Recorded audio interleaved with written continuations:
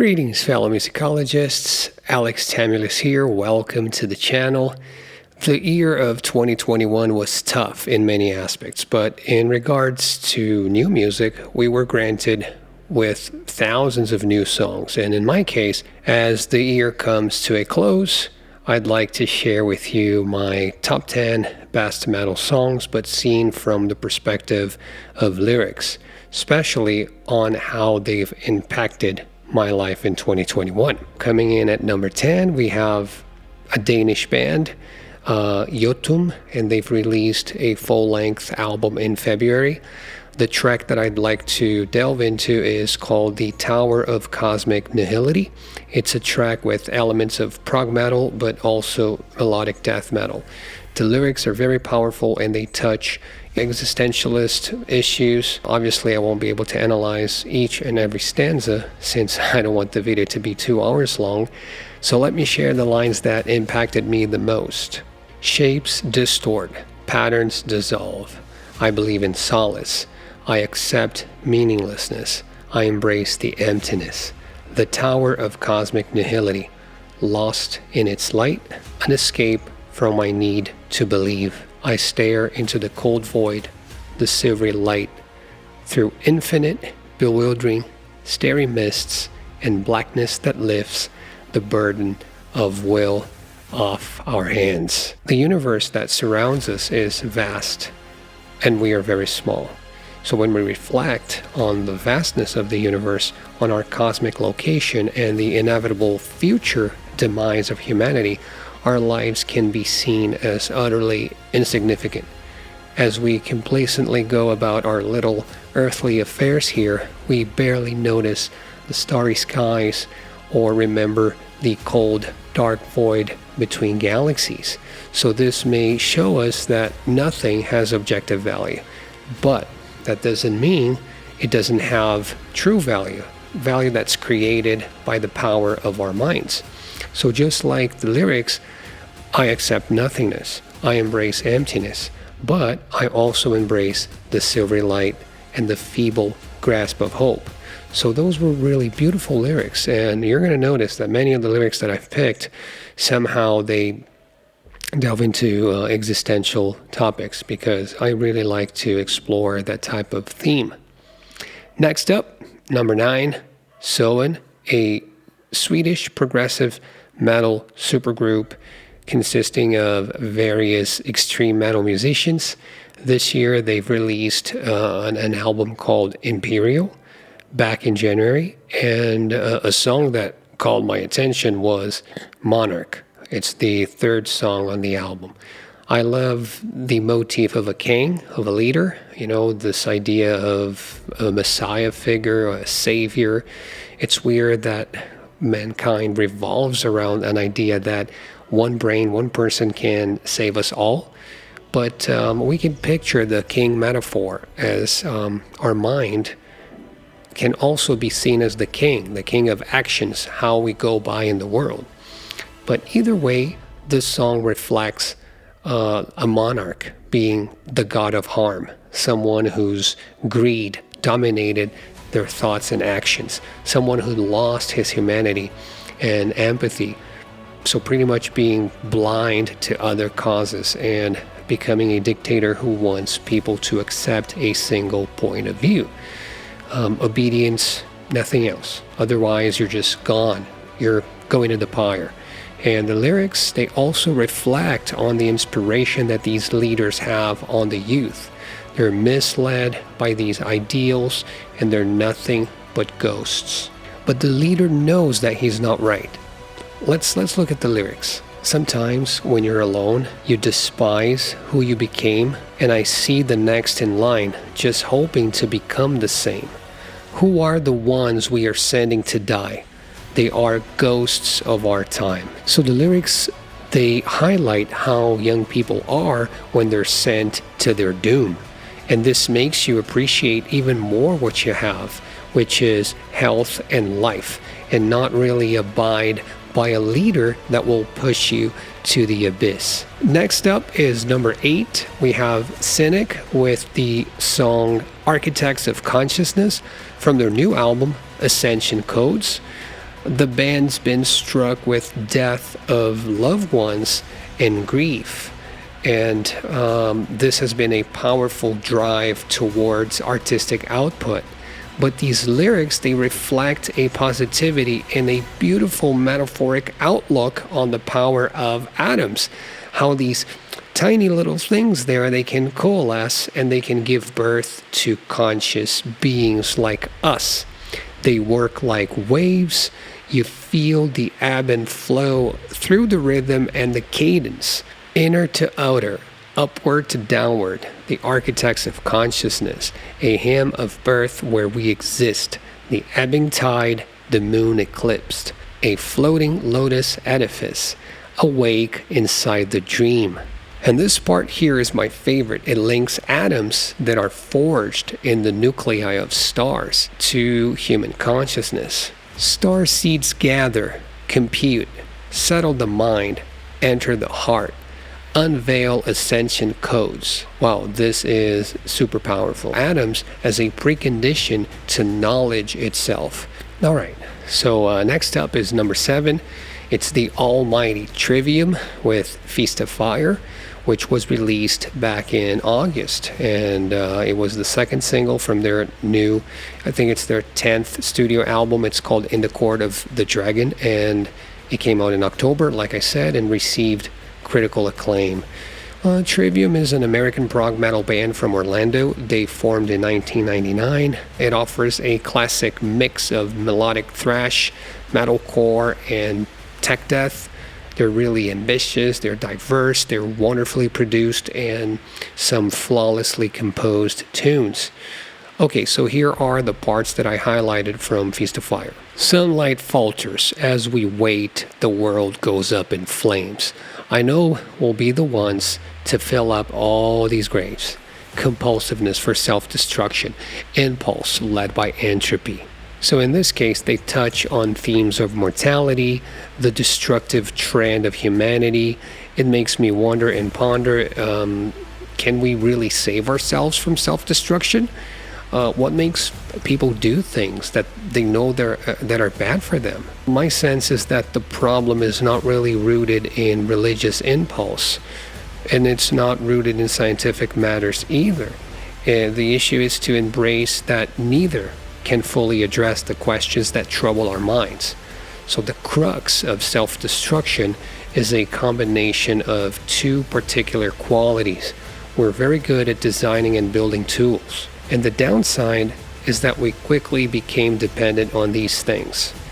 Besides, we are not very good at long-term planning. We do not yet clearly think 2 or 3 generations ahead. We tend to do so only in the same self-interest sense.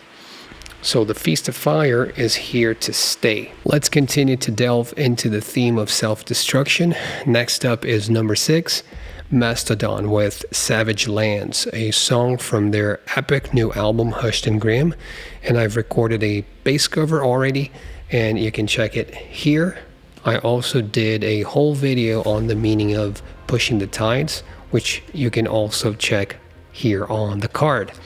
But the song Savage Lands takes us on a journey of introspection, the walls that we create, only to watch them fall, only to watch them crack. So it shows us how feeble we are.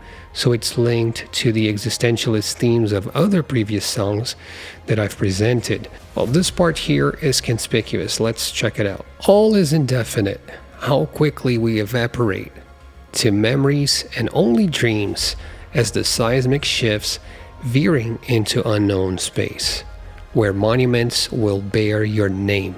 So this reminds me so much of a poem called Ozymandias. It's a poem that refers to this huge statue.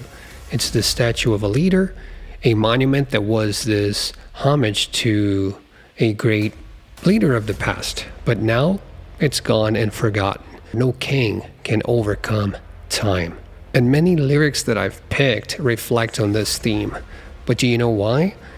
Well, so you and I can wake up and do something about our lives. So we can all carpe diem. We can all seize the day. Which takes me to song number 5, Lamb of God, which is one of my favorite sayings here, memento mori, which is right here on my t-shirt, to remind me that I'm mortal and that time is my most valuable resource. And I really want to do the best that I can to use this time to the betterment of my interaction with the world. So memento mori is Latin for remember you're mortal. So make the most of your life on earth. In the case of this song, Lamb of God wants to focus on the physical world, not on digital representations of reality. So they link these representations to lies, to corrosion of thinking, to aligning yourself with negativity and fear. So they really want to cherish life. They want to focus on nature or simply human interaction with the objective world. So the song starts like a dream. It feels that they're groggy and lethargic, and all of a sudden they wake up and the song becomes this super powerful anthem. And they're in control of their bodies since they disconnected from the digital world. It's kind of like they're unplugging from a matrix, which is seen as this harbinger of doom. So here are some sections that corroborate this idea. A universe in the palm of your hands. Return to now and shut it down. Depression fed by overload. Rejection grows into oppressive screams. I'm waking up from this wretched lie. Don't waste this day. Wake up. Memento mori. So it's like social media and technology, they can become this tool for social oppression, for a monopoly of bad thoughts and weird agendas. And it's time to connect with our inner selves, our relationship to more objective things. So don't really focus too much on what you cannot control. The media, for example. So focus on what you have total control of. This is kind of like, a Stoic thought. I highly recommend a book by Marcus Aurelius. It's called Meditations. And the book is basically saying, you can control your own thinking. Instead of feeling sorry for yourself, for something bad that's happened to you, be your own boss and say, although this happened to me, I can bear it without pain, without fear of the future, believing that only by facing down its reality from time to time can we live a more purposeful and grateful life in the present moment. You do not have thousands of years to live, so urgency is on you. Coming up at number 4, we have the British extreme metal veterans, Carcass. They've put out an amazing album in 2021. It's called Torn Arteries. And I did a bass cover of Dance of Ixtab, which is a song that I'm completely in love with. If you want to check out the bass cover, please click here. But today I'm going to talk about The Scythe's Remorseless Swing, which is an existentialist piece about human mortality and the fact that death holds no regrets for being the Grim Reaper. So existentialism and nihilism, they're great schools of thought for us to embrace meaninglessness, for us to understand that we create our future and our reality. And you can add stoicism if you want to enjoy life while you're alive. But at the same time, we all have this instinctive fear of the unknown. So it doesn't mean that the clock will stop ticking. And this song talks about the inevitable aspect of time and how we're just like flies. We're these tiny things in the galaxy, but we're able to understand our condition due to our consciousness. So here's a good section to delve into. Once the hours seen inside shift away, in the hourglass as the sands of time, the years, the months, the days, the hours are dropping like flies. That's clock dial, countdown, a rope pressing against your temple, totally calibrating, no escape. The realization of the torment, tick, tick, tock, try to rewind the death clock. So we know that we can't reverse or rewind time, but there's research that focuses on slowing down the aging process, and we can make choices in life to try to live longer or at least to have more quality years ahead. This song, in my opinion, is still under the memento mori umbrella, and this gives us fuel to keep going. Time now for the top 3. We have the almighty Gojira, French heavy metal band from Andres, located in the southwest of France, in Nouvelle-Aquitaine. They put out this beautiful album called Fortitude, and I recorded a few bass covers, and you can check them out right here. I really spent time listening and dissecting this album. The lyrics, they encompass the inevitability of death and chaos. And I'm going to delve into the first track of the album, which is called Born for One Thing, Fear of Death. And this song continues to explore this theme, but it links the need for beliefs that we as a tribe develop. And it's a song that is super powerful. It's got these 2 stanzas, but it's incredible that it manages to link tribal beliefs with existentialist investigation. Then it comes, all the way to the 20th or 21st century, and it talks about greed, it talks about the subjective reality, and we're constantly really comparing our goals and achievements with others, and we are led to believe that others have more than us, and we live a life of appearance, where the only thing that we have in common is mortality and the fear of it. So we have to tame that fear. We need to learn to cope and accept it. But it is saddening and disheartening that we can't really agree on basic stuff, such as taking care of our planet. Let's look at some of the lines from the lyrics. Mortal, spawn on the altar, the prime fear of disappearing, a ghost in the void. Give it a price, put a name. None of it real in this matter. Wishing the life of another self. Tame the greatest fear of all. Born to face the greatest fear of all. And the last words of this tune are very powerful because they give us a tautology, which is just a fancy way to say a universal truth. United when we're gone. So this song is an incredible tour de force. It gives you the atmosphere of the album as a whole. All right. Now we're getting to the silver medal. Coming up at number 2, we have a one-man band from Portland, Oregon.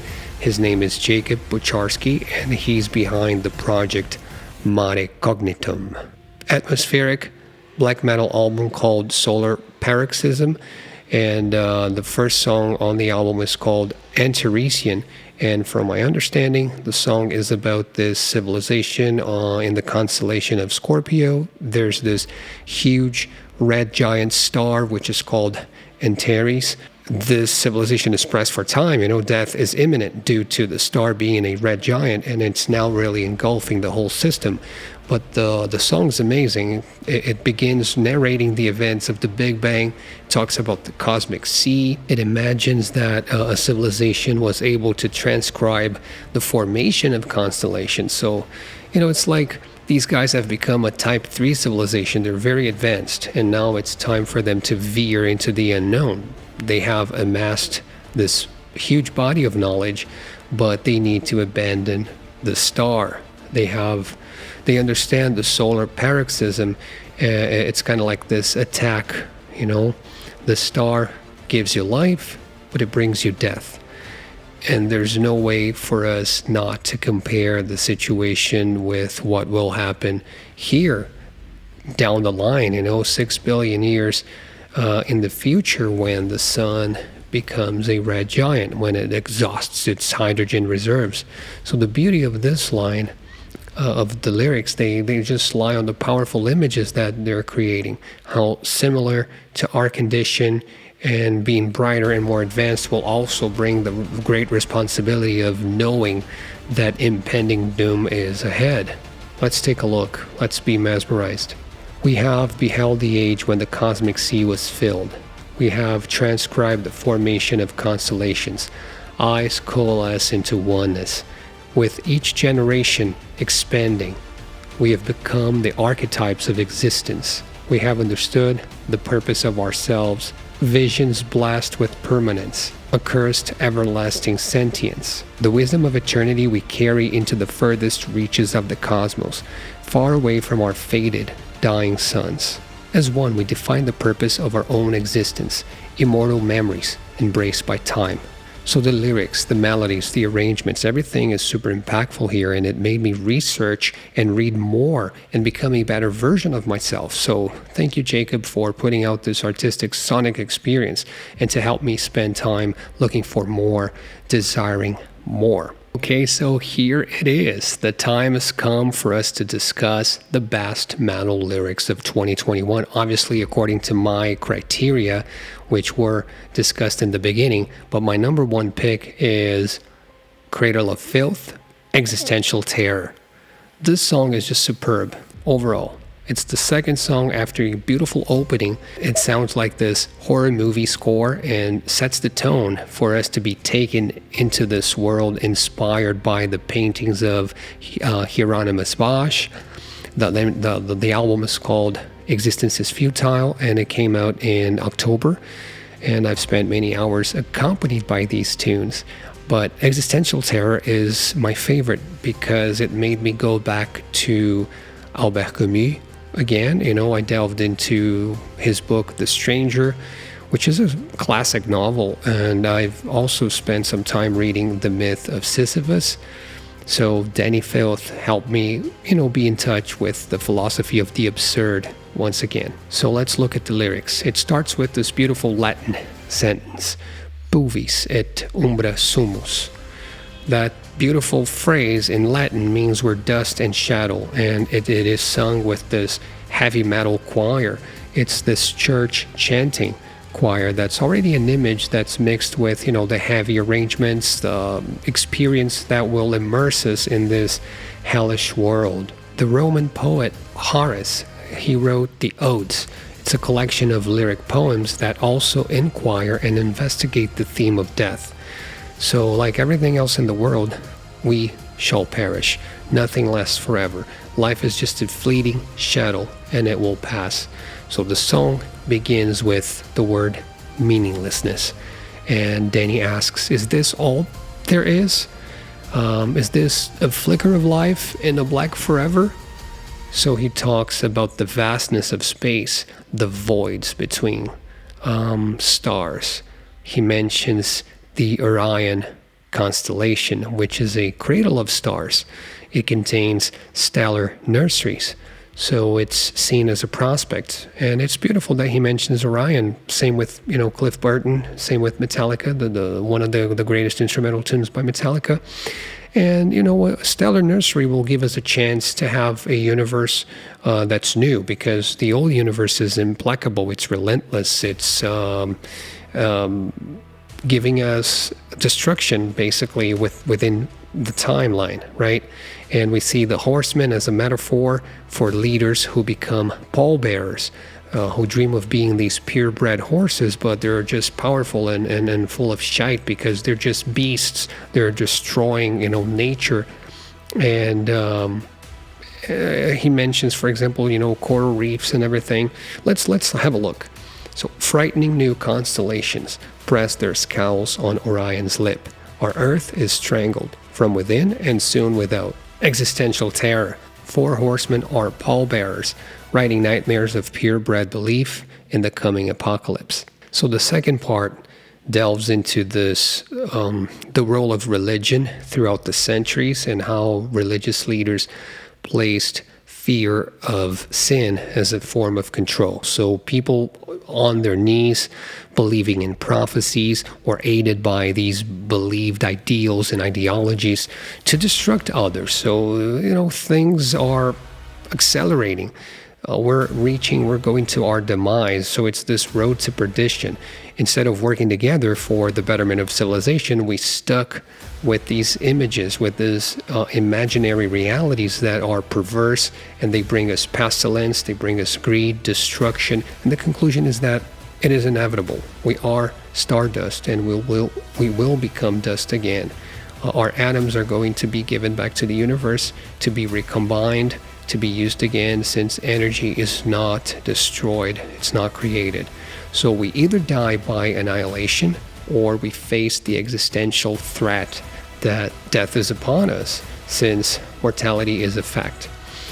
I'm not able to completely delve into the lyrics since the video is way too long already, but please check it out, and if you have time, to search for more info on these topics that I've presented. I think they're going to be beneficial. Anyhow, thank you so much for taking the time to appreciate these works by these metal artists. 2021 was a great year for creativity, for music, and I truly, truly hope that 2022 brings us more thought exercises and that music continues to generate active processes, because music is what music does. And I would like to kindly ask you to subscribe if you like this type of content, if you think it's relevant somehow. I'm signing out. Happy New Year, everyone. Bye now.